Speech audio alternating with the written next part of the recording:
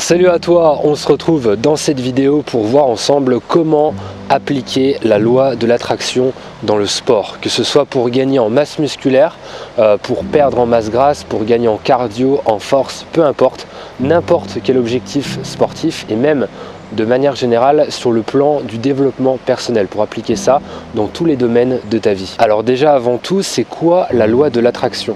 C'est le fait d'attirer à toi les choses sur lesquelles tu vas focaliser ton attention. C'est le fait d'utiliser ta pensée pour créer mentalement avec ton imagination, ton physique, ta performance, ton objectif dans n'importe quel domaine de ta vie pour que cette pensée se matérialise de manière physique. En clair, ce que nous dit cette loi, c'est que si tu focalises ton attention et si tu t'imagines mentalement vivre une situation qui n'existe pas encore, par exemple, habiter dans une maison avec vue sur la mer, ça va se produire. Si tu t'imagines conduire une décapotable, ça va se produire dans ta vie. Mais bien évidemment, c'est pas aussi simple que ça. Il suffit pas de penser à quelque chose qui te ferait plaisir et d'attendre sagement pour que ça arrive. Il ne s'agit pas simplement de penser, mais il faut aussi ressentir de l'émotion en même temps. Il faut associer la pensée à l'émotion, car les deux sont intriqués et vont enclencher des modifications dans ton corps, qui elles-mêmes vont s'aligner avec ton objectif pour que le tout devienne cohérent et stable. C'est là que tout va se jouer vis-à-vis de la loi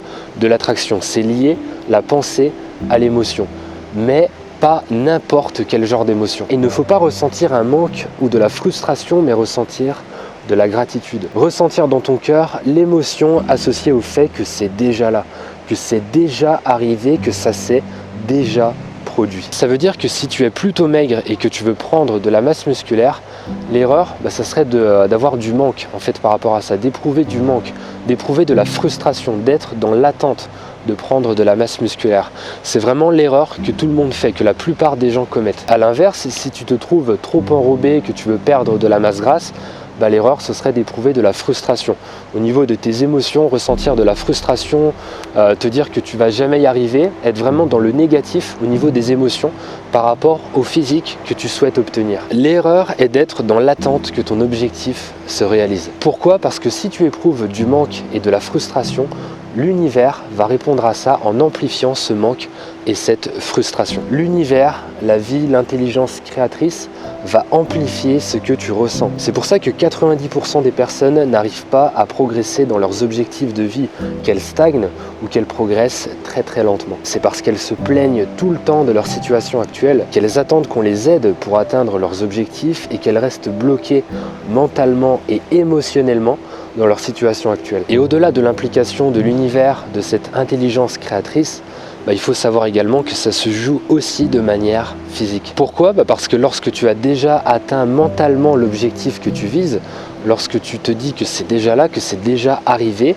tu vas modifier le fonctionnement de tes hormones de façon positive. Tu vas alors activer en toi les gènes positifs, les gènes associés à la réussite, et tu vas éteindre les gènes associés à l'échec, au manque, à la frustration, à tout ce qui est négatif. En plus de ça, tu vas activer de nouveaux circuits neuronaux, ce qui va créer de nouvelles structures mentales, de nouveaux schémas mentaux qui vont prendre la place des schémas mentaux associés aux idées et aux émotions négatives. Et plus tu vas visualiser et ressentir que cet objectif est déjà atteint, donc c'est-à-dire lier la pensée positive à l'émotion positive, les deux interconnectés, et plus tu vas modifier le fonctionnement de tes circuits neuronaux de façon positive et en même temps activer les gènes positifs et avoir un fonctionnement hormonal qui est positif. C'est très important également que tu comprennes que lorsque tu penses à quelque chose mentalement, lorsque tu t'imagines vivre une situation, le subconscient ne sait pas faire la différence entre quelque chose qui s'est vraiment produit dans le passé ou quelque chose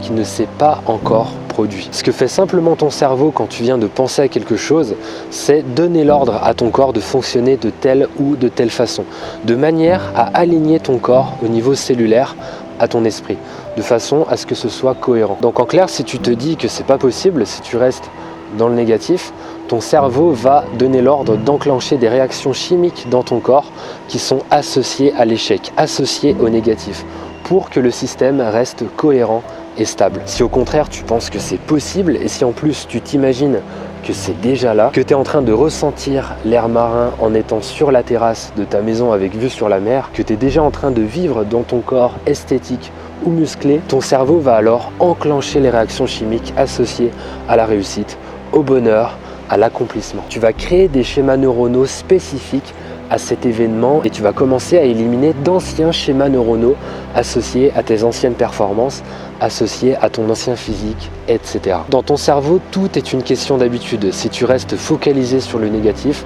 tu vas entretenir les liens, les connexions qui se font dans ton cerveau qui sont associées au négatif. Ce que tu as simplement à faire, c'est donc remplacer les circuits neuronaux qui sont négatifs par de nouveaux circuits qui, eux, au contraire, sont positifs, sont optimistes. Maintenant, comment faire? Tous les matins, par exemple, après t'être levé, tu vas t'asseoir dans un endroit calme et fermer les yeux. C'est comme une méditation, sauf qu'ici, on ne va pas faire le vide.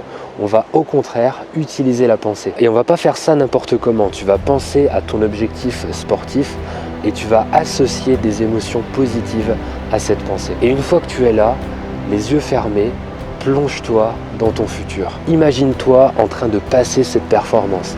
Imagine-toi avec le physique que tu souhaites obtenir. Imagine-toi la situation que tu veux vivre dans le futur. Imagine-toi dans ton nouveau corps. C'est pas quelqu'un d'autre, c'est toi qui es en train de vivre cette expérience. Et cette expérience se déroule au présent, dans l'éternel présent. Et maintenant que tu as atteint ton objectif, laisse tes émotions s'exprimer, laisse la gratitude imprégner ton corps, laisse le bonheur t'envahir d'avoir déjà atteint ton objectif. Laisse cette émotion s'exprimer dans chacune des cellules de ton corps. Laisse ta joie éclater au grand jour. Tu peux être fier de toi, tu as déjà réussi à atteindre ton objectif. Maintenant, ouvre les yeux. Tout est déjà là. Tout a toujours été déjà là. Il suffit simplement que tu prennes la décision de l'obtenir. Durant ces quelques minutes, tu as brisé des schémas mentaux et modifié la biochimie de ton corps. Tu es devenu une meilleure version de toi-même, simplement en quelques minutes. Alors maintenant, imagine ce qui va se passer si tu pratiques ça tous les jours. Pour aller plus loin, je te laisse télécharger dès maintenant ton guide gratuit Objectif Zen et Heureux. Je te mettrai le lien à l'écran pendant le générique, juste après, et ce sera aussi le premier lien en description sous cette vidéo. Entraîne-toi avec le cœur, mange avec le cœur.